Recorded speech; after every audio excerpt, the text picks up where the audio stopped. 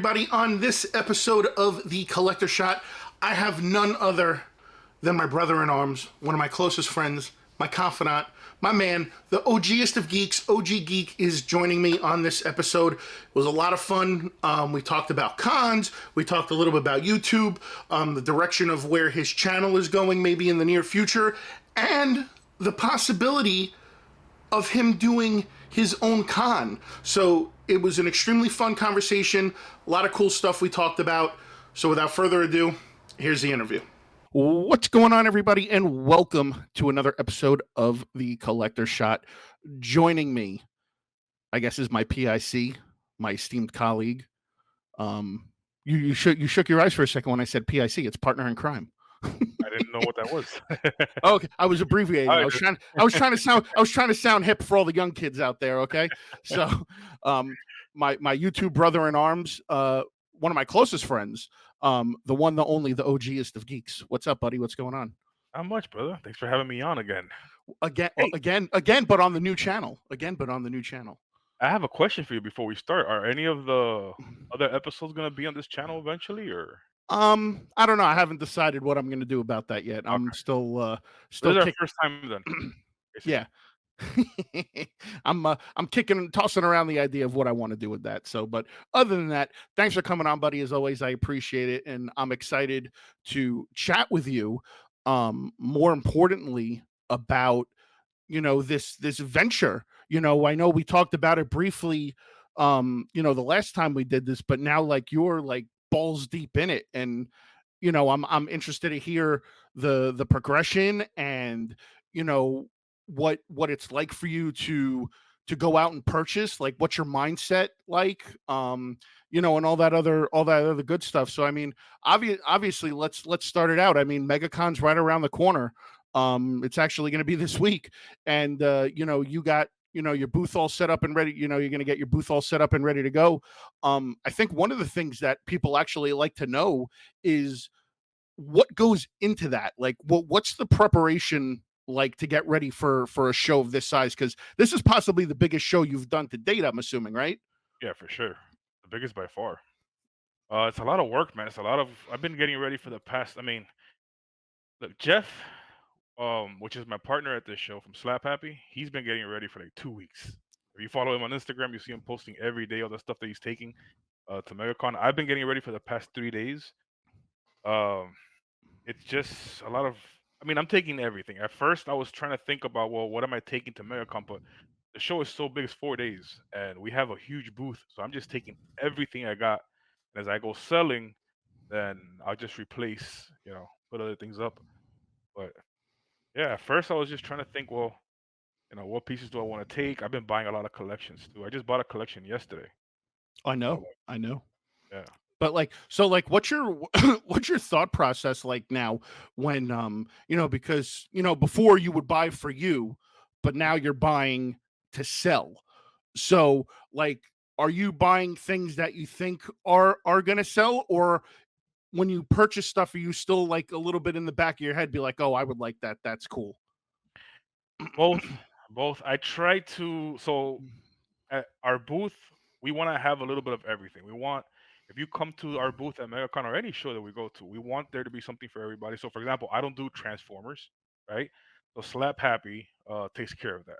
His partner Mike is a big Transformer guy. He has a lot of Transformer graded pieces. If it's Transformers, he has it. Jeff is a big GI Joe guy. I'm into a little bit of everything. I do Marvel, Star Wars.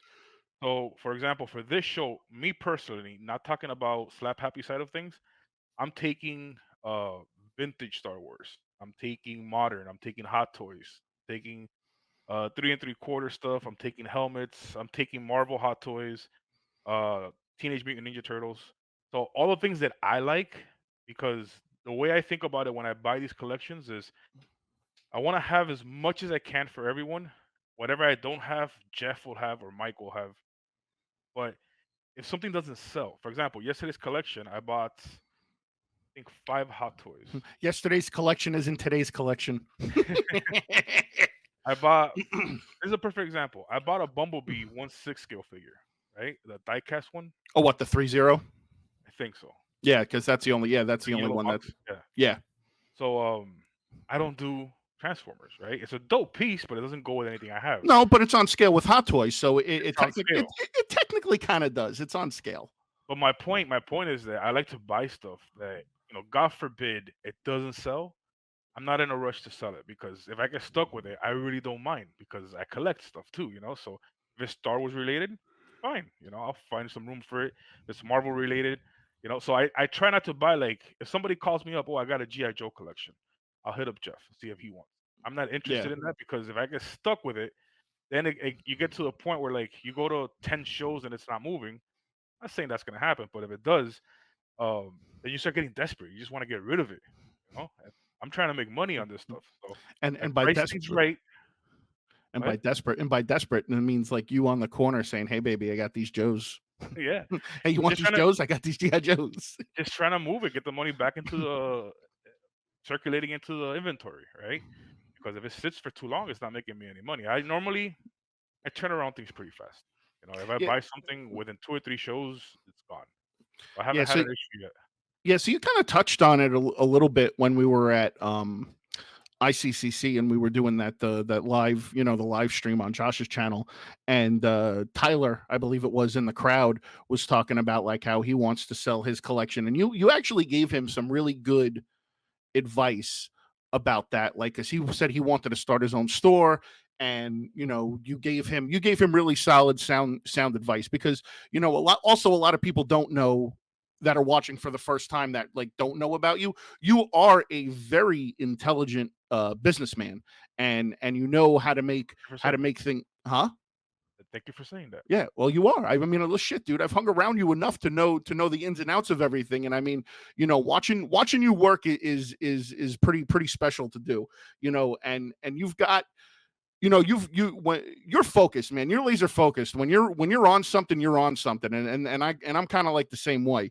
So it's like it's cool to see, how you started from just collecting, buying, making videos, and like now you've found this niche where you're turning it into a business, and it's cool to see that evolution. I mean, I've seen it from the beginning. All the people that subscribe and watch have seen that evolution, and it's just really cool to watch. And obviously we know what the ultimate end game is, and hopefully you'll be able to achieve that at some point.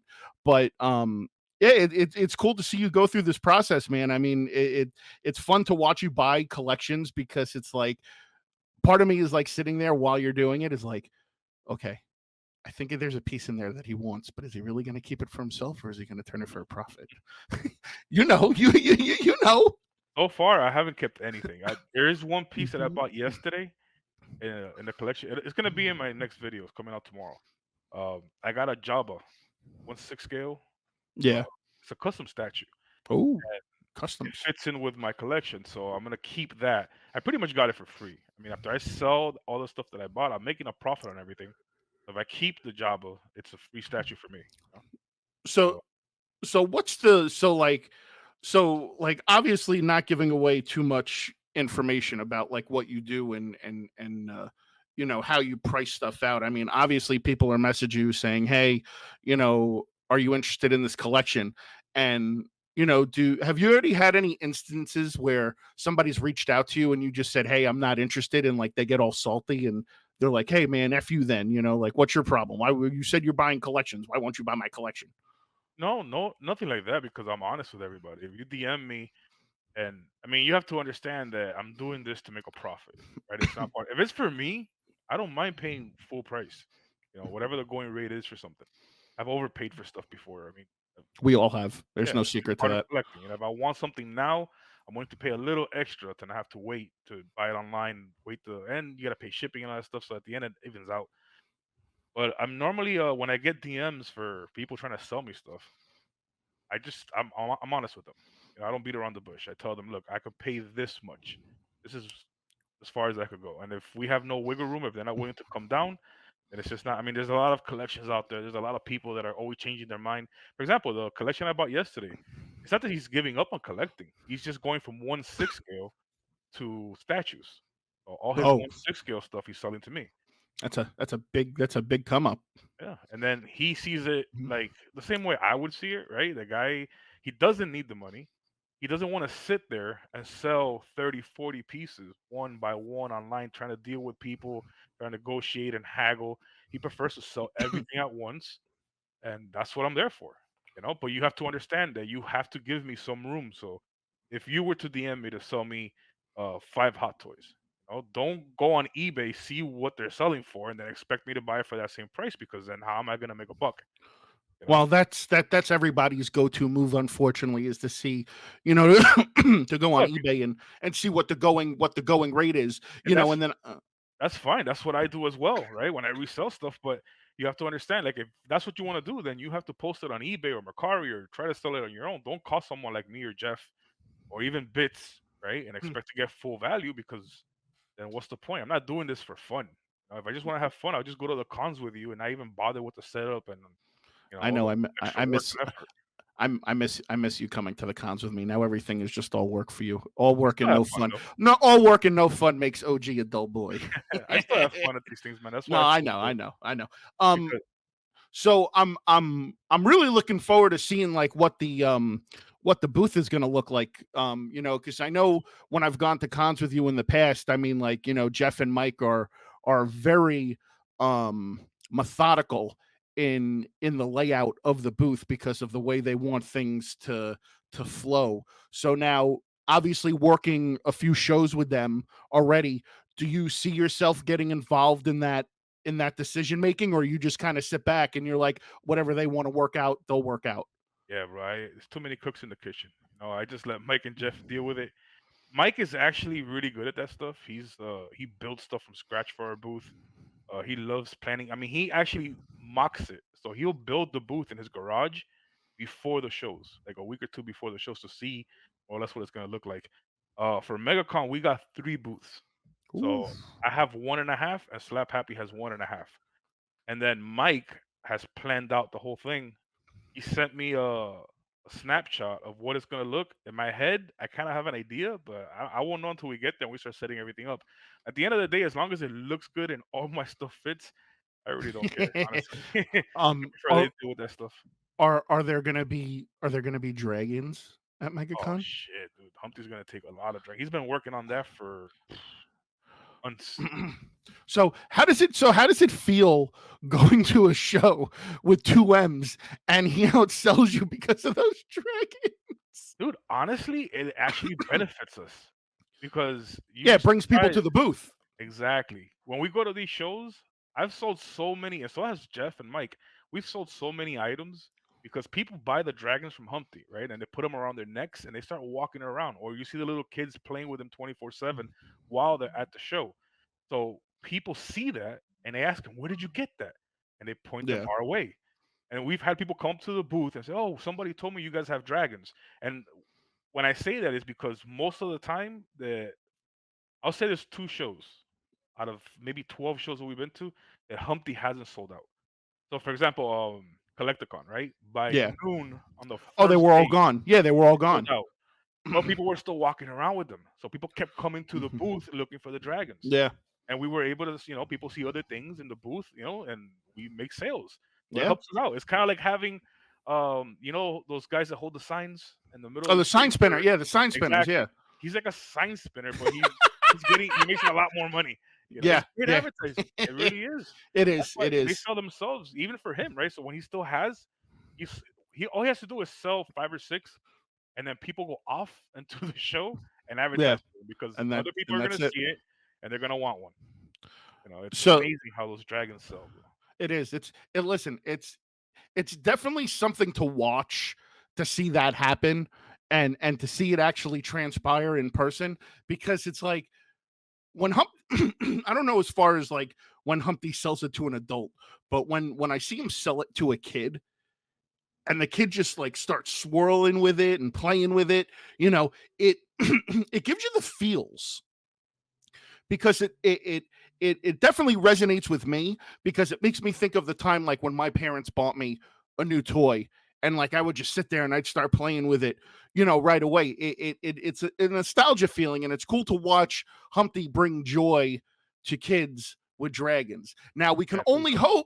we can only hope that there's no dragon competition at the con. Otherwise, it's going to be a full out turf war. You know what? There might be because it's MegaCon, right? MegaCon's a massive show.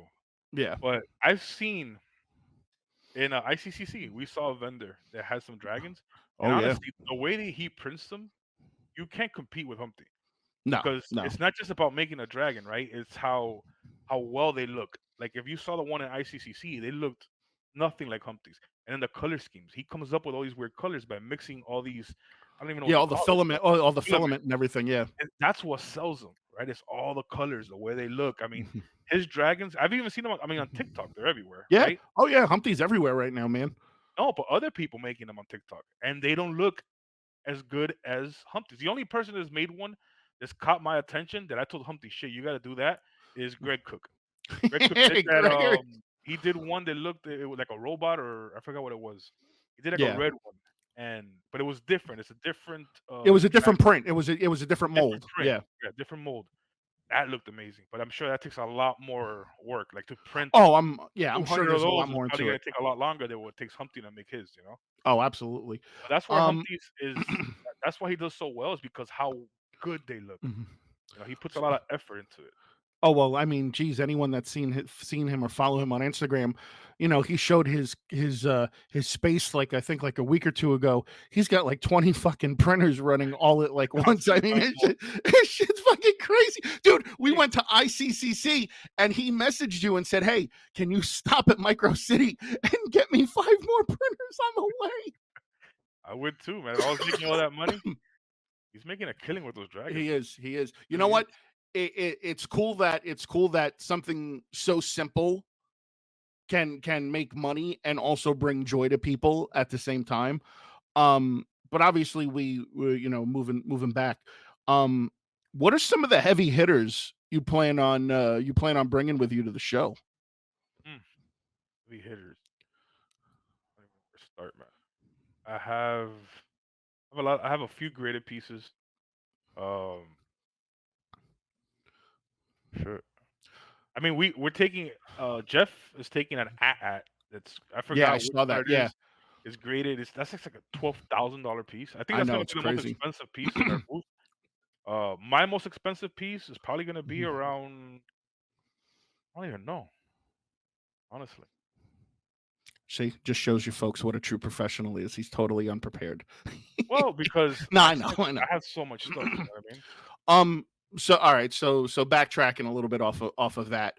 Um, is there when you go to these shows and obviously you've got to take the cost of the booth into consideration and things like that, do you always like set like a certain number for yourself saying, hey, I need to hit this number to Oh, of where course. I could feel like it was a successful, you know, a successful turnout and it wasn't a waste of time and money?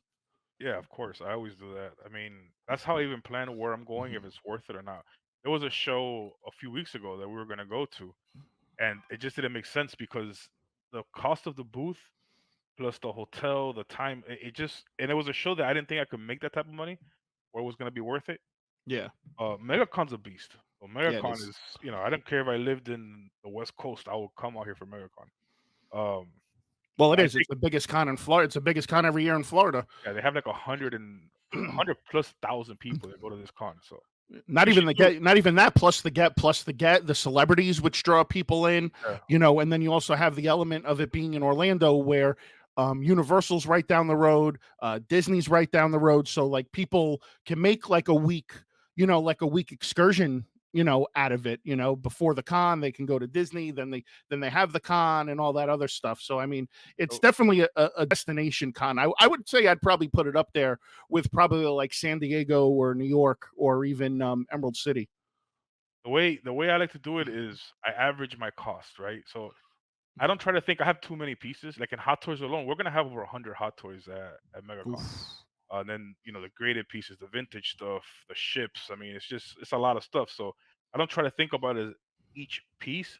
So when I buy these collections, I keep in mind, okay, so I'm paying about 60% for this collection, right, of the value, or I'm paying 50% in some cases. Some cases because I like to bundle a lot, right? So sometimes the more I buy, the cheaper I get everything. I've gotten stuff at 30% of the value. So I average everything out.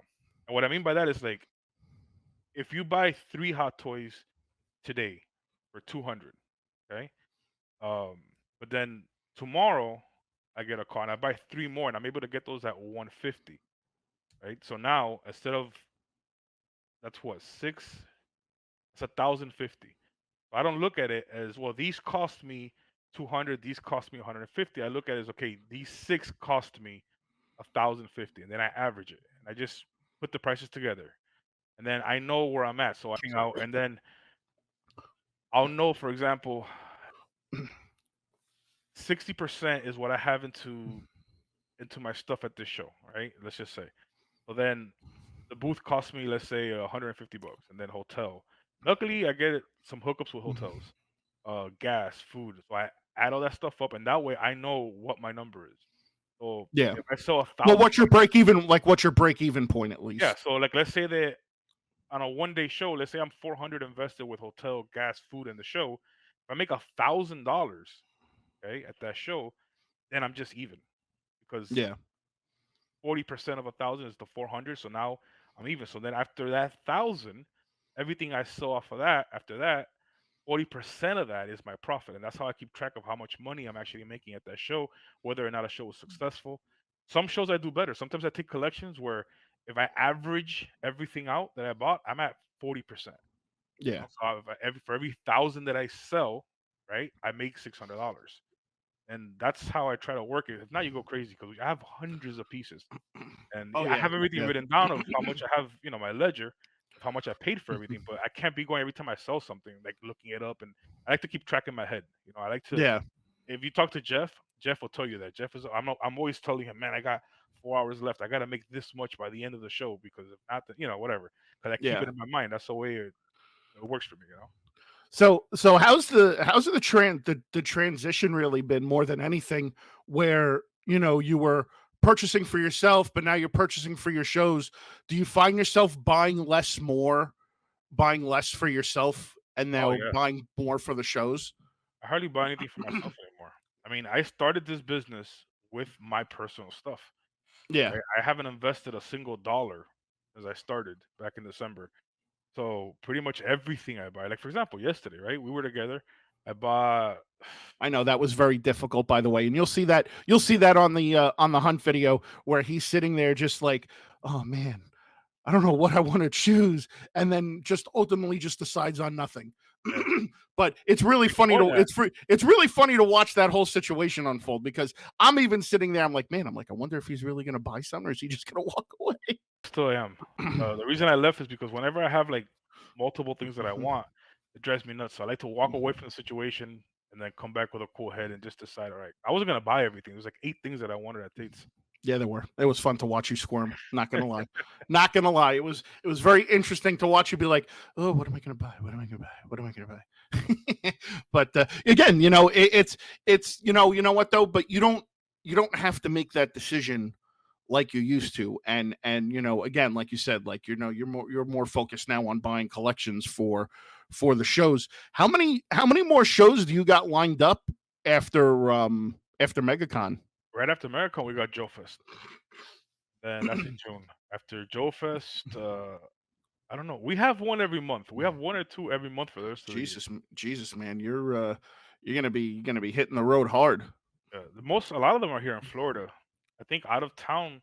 Oh, we're going to Dragon Con, but that's not for selling stuff. That's just Yeah, for that's more for leisure. That's more for leisure than yeah. anything.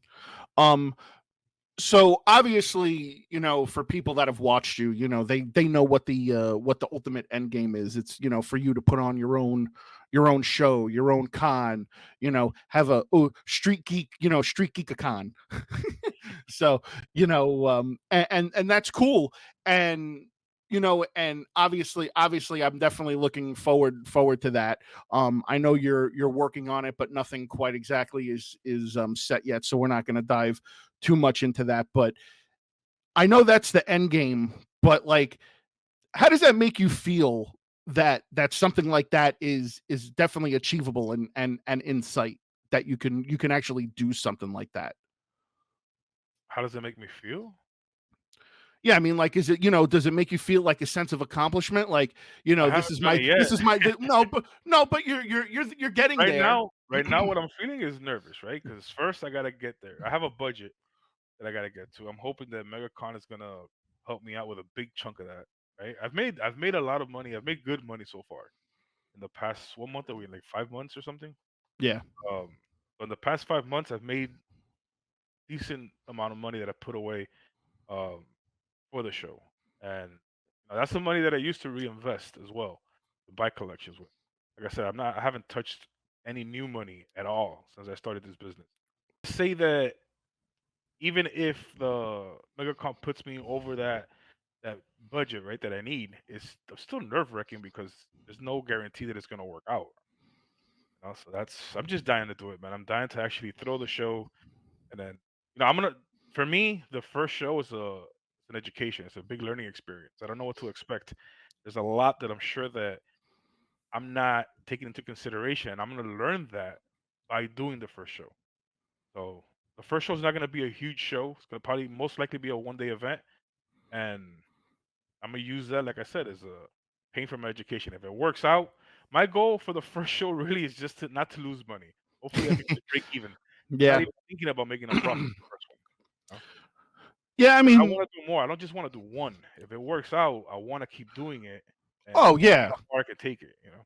yeah. That's definitely something I'm interested in looking forward to is, the possibility of you putting on your own show, and that should be fun. At least I know I'm going to be good at it because I'm going to get free entry. So. Oh yeah, you're gonna be a guest. Hey, shh, shh. Spoiler alert. But switching gears for a second, we were at ICCC and that was a lot of fun.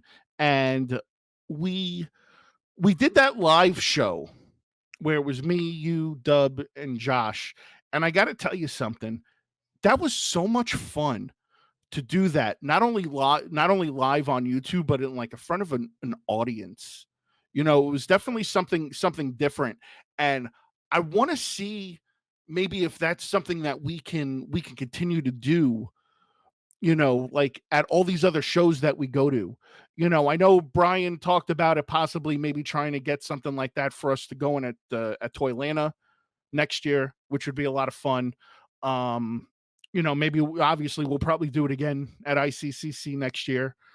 But man, that was just so much fun. I mean, wasn't it? Didn't you get like such a cool vibe Oh, from for from sure. being able to interact with people like in a live audience and they're watching us do this? That was my first time ever experiencing anything like that. I think it was the first time for all of us, Yeah, it really. was. It was the first time for all of us doing it The live. fact that we had a packed room alone, that shocked me. Well, I'm we also enticed people in, by the way, because we were giving away some cool shit. okay. Well, I didn't know we were advertising that because I didn't talk to anybody throughout the day about the show. Yeah, I didn't know what to expect.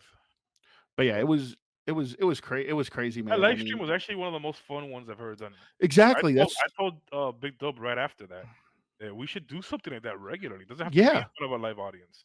One of us, Big Dub or Josh or you or Foxy, Cody, whatever, yeah. We just hosted on a anybody's channel. channel. Yeah, Yeah, just go live and we all get together once a month, kind of like your geek show, on your yeah. other channel, something like that. Because it's just the group of guys, like we always have a good time together, and as long as we're just hanging out, being ourselves, it's fun. Well, we need to make sure Josh is loaded on Happy Dads before we Lots of happy dads. before we go We live. will get them to sponsor that in a Yeah. heartbeat. Oh my God, that would be awesome. That would be awesome. The round table sponsored by Happy Dad. When you get drunk and you're a dad, guess what? You want to be happy. Chug down a Happy Dad. Dude, that guy was drinking it like it was water.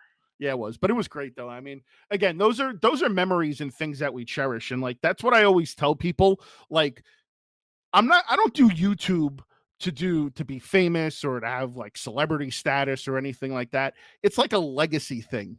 These are memories for us. Like, say 20 years from now, we're all just fucking hanging out, bullshit. Who knows if we're still even going to be doing this shit 20 years from now, you know? But we all sit down, we get together, and we're like, you know what? How about we throw on this episode that we did, from God knows how many years ago? And we just sit there and laugh Yeah, because it's exactly. great. It's great stuff to relive, and again, like I've said before, like long after my time has come and gone on this earth. God forbid YouTube is still up and running at that point. Um, it's a way for my kids to show possible my grandkids or even great grandchildren, like, hey, you see that guy on the screen? That's your grandfather. Look at that jackass. It's legacy stuff, and and that's why I enjoy it. It's fun. It's stuff that we could look back on, and we could just laugh at. I mean, shit, dude, how many times have we gone back over the course of the time span and have watched the intros that we did with the whole Peppa saga? I mean, come on, dude. I mean, that shit was just hilarious. That's fun to make too. Yeah. And exactly, and that's what we do shit because it's fun. But again, you know with all of us talking, we always have different things in mindset that we want to do with our channels. And I know me and you've been talking a lot lately about that.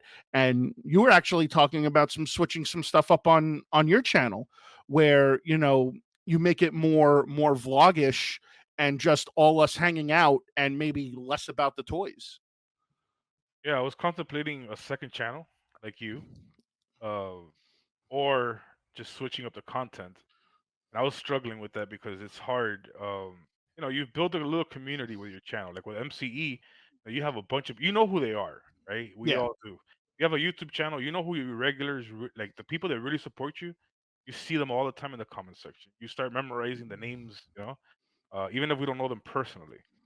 So it's like I've built this little community, and now I just feel bad switching things up on them because the reason they follow us is because of the toys. Maybe Well, not now, right? But the reason they started following us, like yeah. they subscribe to the channel for that, for the toy hunts. And So switching it up or starting another channel, I don't know. I was Well, really you used to tell me a long time ago that people weren't watching us because of the toys. People were watching us because we were personalities. Because people are entertained by us. Especially when we're all together in one place and all the hilarity that assumes. And you like doing stuff more in a group environment more than a solo one-on-one adventure. More like kind of like what I do with my hunts when all you guys aren't around.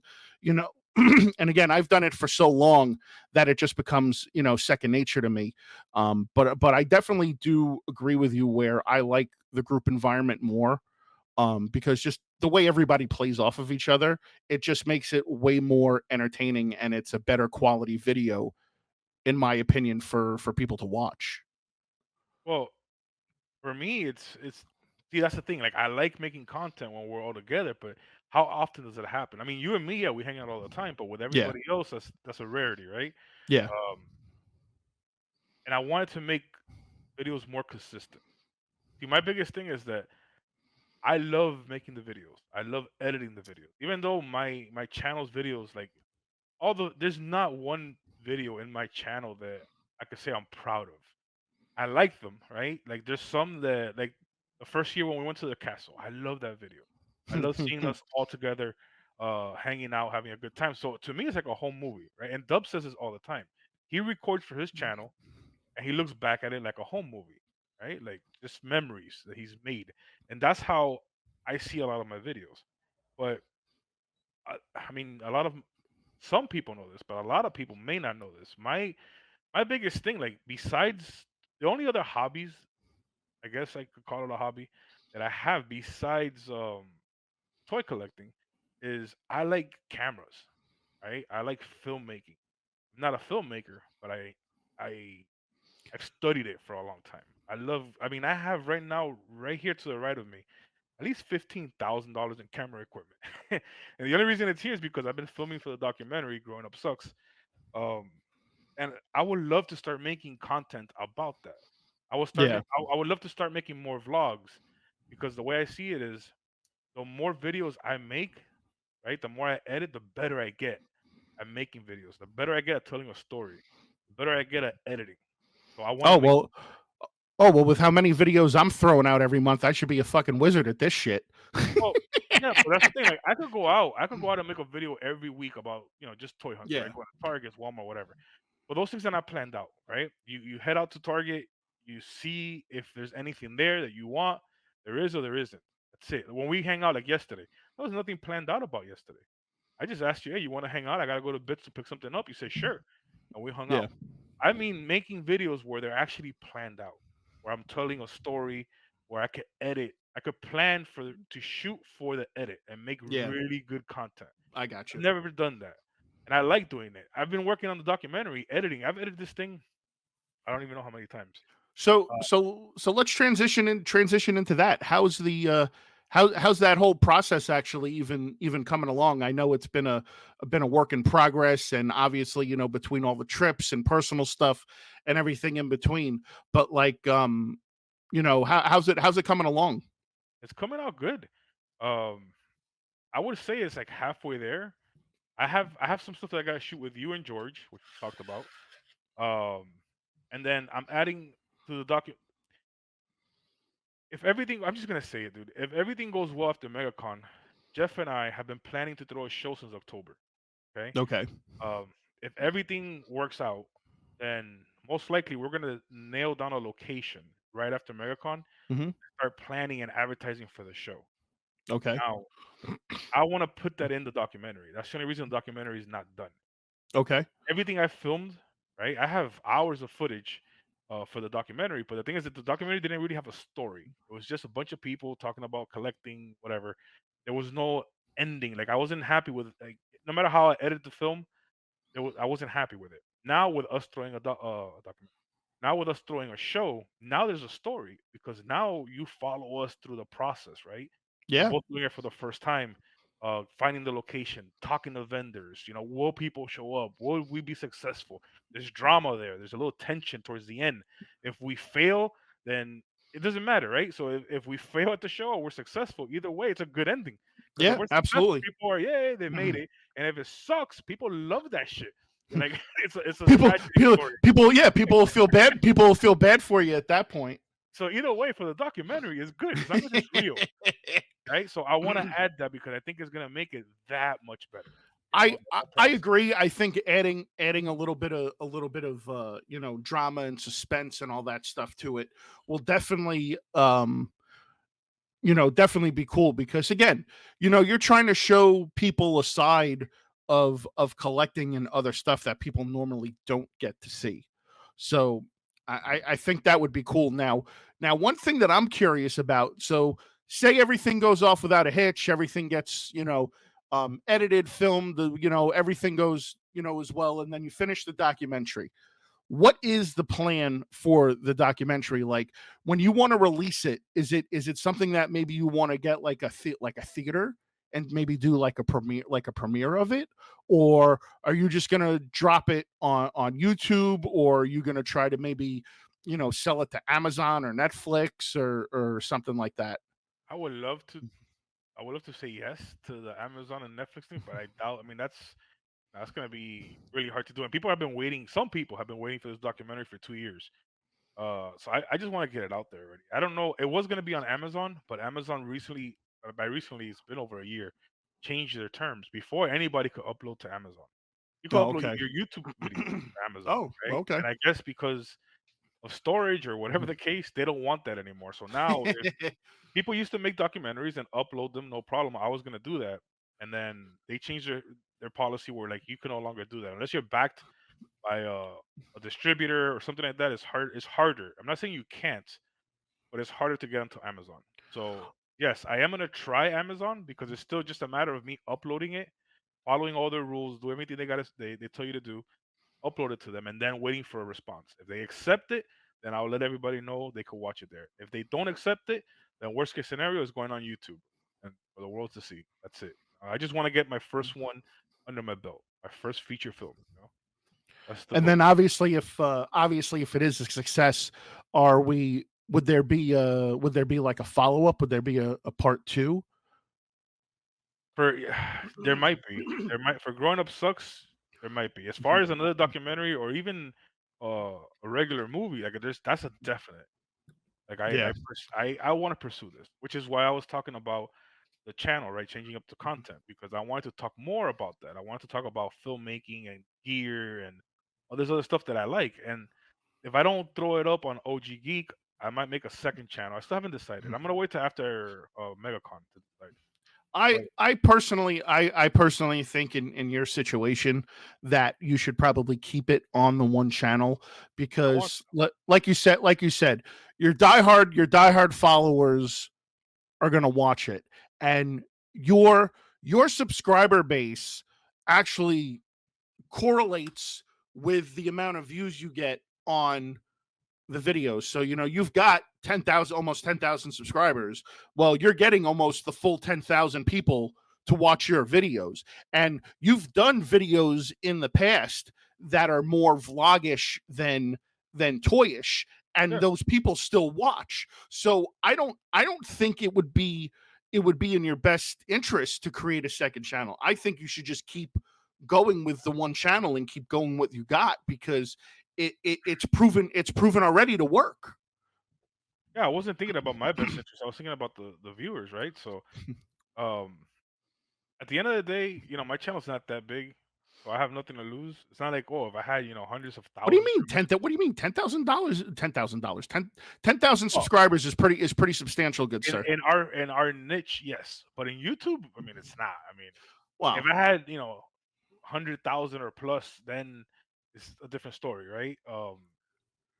Right now, it's it's getting to the point where I either switch the content on OG Geek, or I'm gonna be making even less content if that's even possible for OG Geek, because because it's like I'm not doing the toy hunts anymore. I'm only Yeah. filming when I go to cons. So the past few months, everything's been con related or True. when we're True. together. So True. we don't get together with everybody because everybody lives in different states that Yep. often. So if it's only gonna be cons or when we're together, that means I'm gonna upload like a video a month, or I switch it up and I start doing more of mix. See, the thing is, like, if you look at YouTube, right? If you actually search this out, anybody watching this is interested in YouTube, do a search on YouTube for um, niching in YouTube, right? It's the key to success. If you don't have a niche, if you don't have something that you're known for, you're not gonna grow. Because if you're making, for example, if I make a hunt video, I make the best hunt video ever made, and I get 5,000 subscribers from the toy community. And my next one is about gardening. Well, the people that just subscribed are gonna be like, "What the hell?" All right. Same thing with filmmaking and cameras and gadgets and other stuff that I like. It's a totally different thing. See, But but at I the end of the I day, disagree. See, but I disagree with that, because you know why? Because you know as well as I do, we always get people messaging us or commenting on the videos what type of equipment we use to produce yeah, our we get a lot of content. that. So there is interest out there in that, from our prospective followers. So so you can't go and say that, something like that, because there are people out there who are generally interested in that do watch us. Oh yeah, like I said before, right? There's some people that will watch anything we put out, right? Because they like they f- they followed us for so long. Yeah. I mean, we get those messages all the time. I'm sure all of us do. They feel like they're part of our group because they Yeah. watch all of our content, and they feel like I get that my comment section. If you read through the comment section, you're gonna find at least one of those every other video. I mean, every video. So there's people that support us no matter what. They've been following us for a very long time. But then you're gonna get a new subscriber every once in a while that doesn't know who you are, Yeah. and if he subscribes to one thing and you give him something else next week, who knows if he's gonna stick around a lot. But I don't really care. That's the thing. Like I've been on Yeah. YouTube now. I'm going on 3 years, right? And to me, it's still a hobby. I don't make no money on YouTube, right? I'm still a very small channel. Uh, I would love to get to a point where, I mean, all of us would, that we can make money on YouTube. Oh, I mean, listen. Not I there focused on that. there's no secret that I would love to be able to make enough money where I could do this full time. Because like you, I enjoy filming. I enjoy the editing process. A lot of people say that they hate the editing process that I talk to. I actually find it very relaxing. Yeah, And that's one of the things I enjoy about it. I enjoy the editing that's where the process. story comes alive, man. Yeah, exactly. That's where Exactly, everything because comes alive. at that point you can tell your story. You Yeah. can tell the story that you want to tell. Listen, I'm sure there's a bunch of times with a lot of the toy hunts that I've put out that you've been in and I've edited it and you've watched it and you've been like, I can't believe that asshole got that on camera. Like really, he put that in his video. That sack of shit. Nothing surprises me with you, bro. Yeah, I know, man. Because again, like I'm a person that likes to capture the humor element. I like to have fun. I like to have fun with this stuff. I like to entertain. I like to to give people something to laugh at. And there are other people out there who feel that being more informative is the way.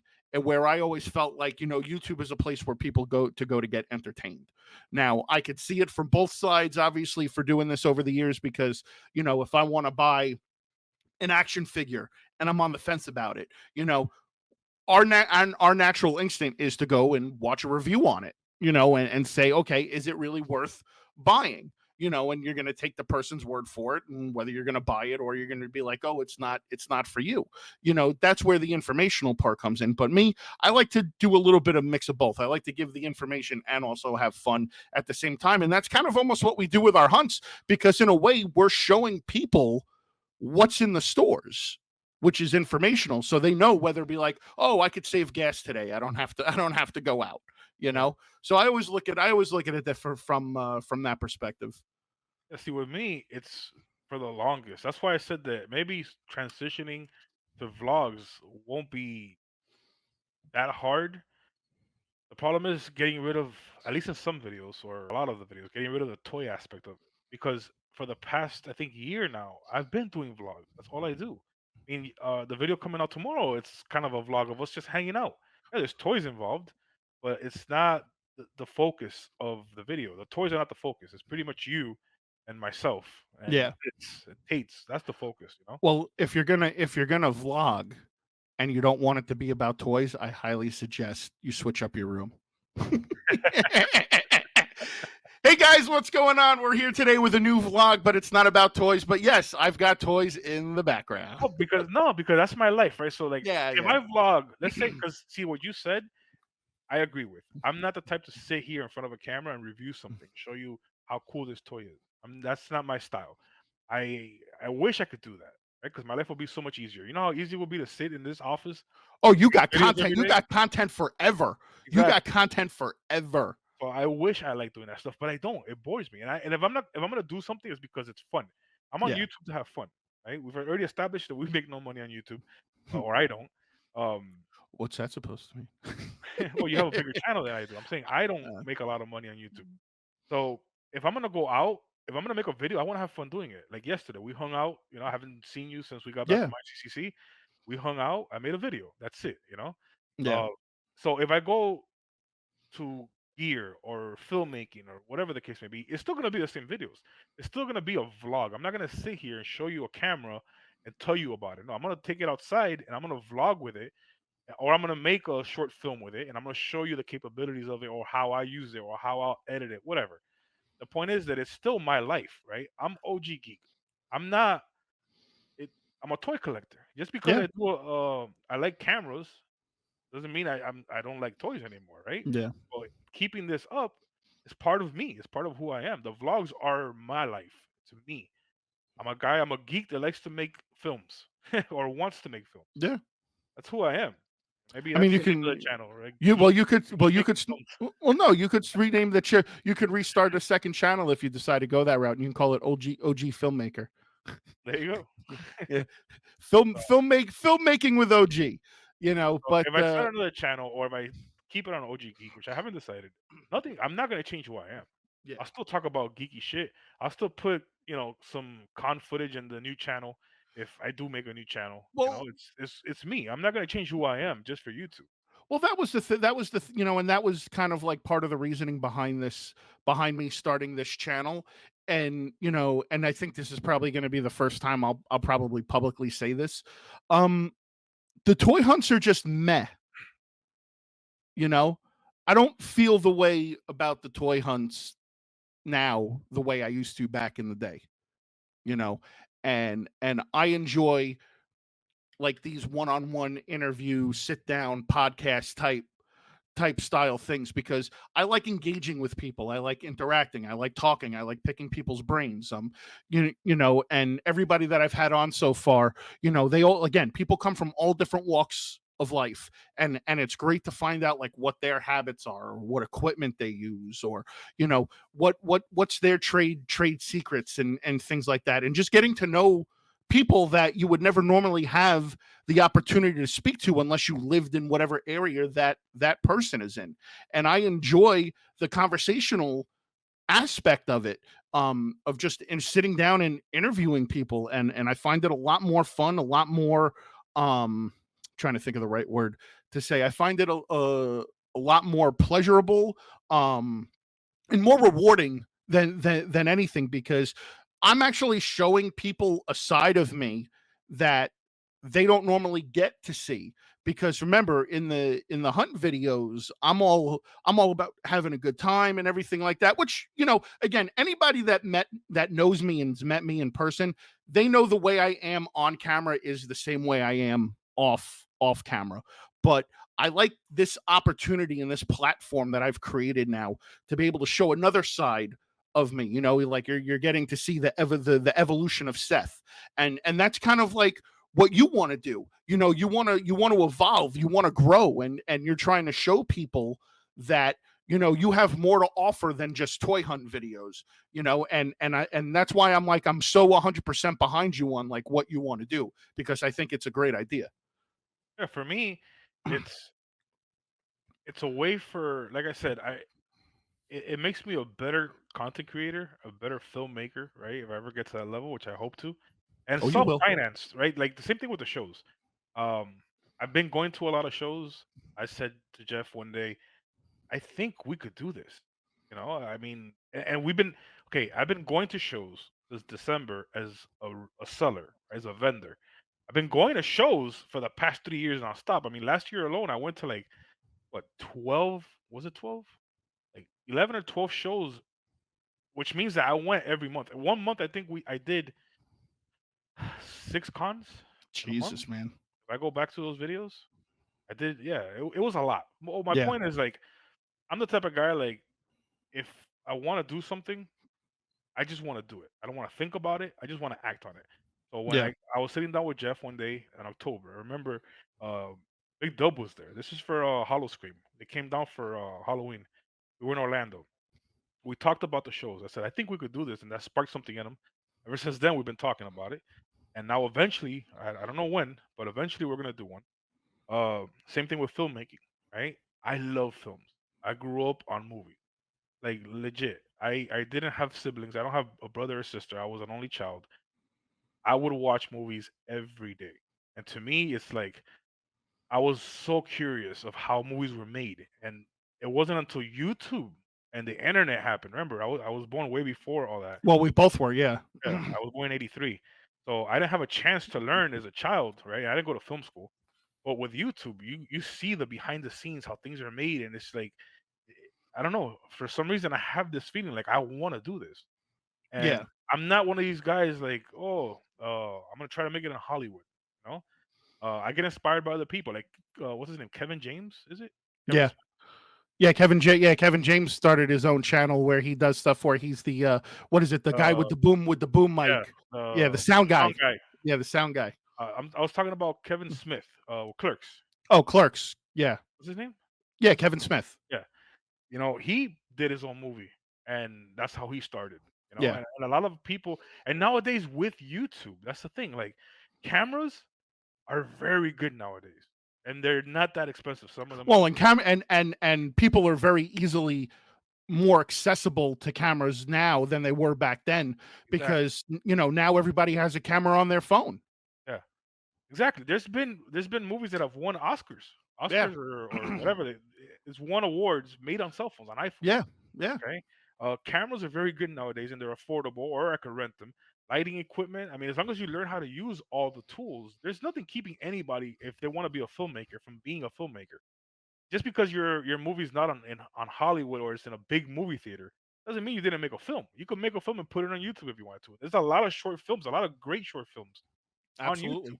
There are short films on YouTube that have been bought. the rights to it, right? By Hollywood, and they've made movies from them. Okay, that's the kind of power we have nowadays with the internet.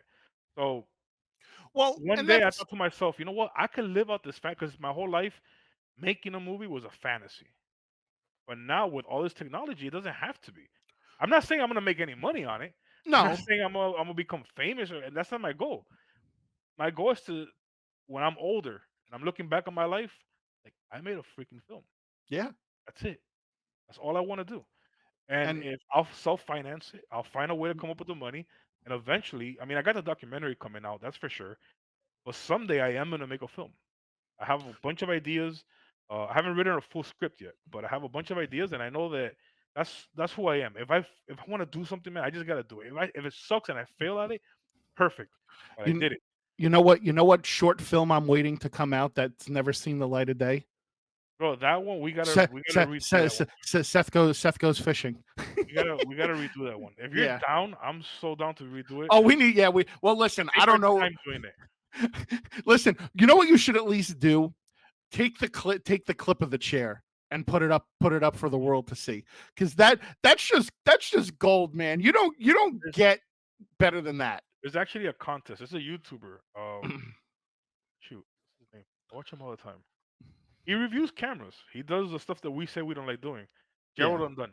Gerald Undone has a competition right now with a company where you got to submit like a 4 minute short film, and the winner of that short film wins a cinema camera. It's like a Oh twenty wow. thousand dollar camera. Bore you too much with all the film crap. That's Yeah. not what this channel's about. No, but it's cool. No, but it's cool though, man. It's cool that you got dreams, you got aspirations. You know, there are things that you want to achieve. You know, personally, which I think is awesome. Um, you know, and then now obviously we're getting to the tail end of the interview portion. Um, you know what do you trying to think of the right way to say this, because you know sometimes I just don't articulate my words very well.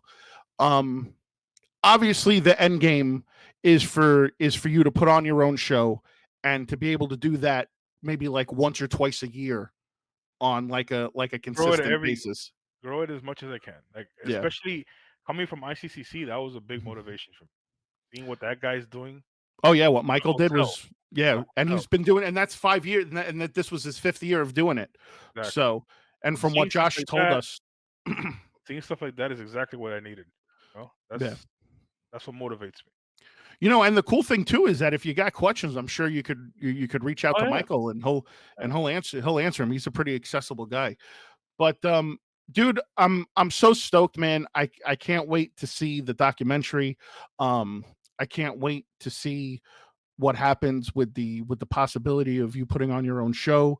Obviously, I can't wait to see you Thursday at MegaCon so I can, you know, give you one of my world famous bear hugs. You know, I do plan on recording another behind the scenes Yeah. episode this time because I think it'll be a lot fun. The first one I did was pretty good. So, you know, every once in a while I get the urge to try to do something different. So we're gonna do another behind the scenes or at this one. But yeah, dude. So obviously, guys, if you're gonna be in the Orlando area this upcoming week, make sure you come to MegaCon. I'll be there, OG Geek will be there, George will be there, Jan will be there, Humpty, Jeff, the whole gang. I'm sure other people will Booth be there as well too. 5090. I think Huh? booth 5090. Booth 5090, and then also Bits and Buttons will be there too. You know, again, the whole squad, the whole gaggle of us are all going to be there. Diamond Dave's going to be there. So, you know, we're just going to have a good time. We're going to hang out and shoot the shit, and you know, we want you guys to come by and say hi, you know, possibly maybe buy some stuff from OG Geek so he can live his dream and you know, go from there. And also, guys, don't forget, I'll leave the link in the description below for OG Geek's channel. Make sure you go check him out, like, comment, subscribe, show him some love. And I'll also put his Instagram on there as well too, so you can follow along his journey in filmmaking, con producing, and documentary making. Buddy, it's been a blast. Hearing you say that's got me tired. Like shit, I gotta slow down. There ain't no slowing down. You listen. You want listen. What is it like? You remember Billy Madison with the puppy who lost his way? You get off your fucking ass and you find that fucking dog. That's what you do. You want something. You get off your ass and you go out and get it. And that's what you're doing. That's what I'm trying to do. and hopefully it works out the best for both of us. So again, guys, all the information will be below for OG Geek. Also, guys, don't forget, this is also available on Spotify as well. So if you don't like to watch, and see our pretty faces, you can always just listen on Spotify and all that other good stuff. So, buddy, it's always a pleasure having you on. Maybe we'll do a MegaCon recap at some point after it's all said and done to find out like Come back once we book the date for the show. Talk about the show. exactly. Okay, there we go. Breaking news. Da, da, da, da.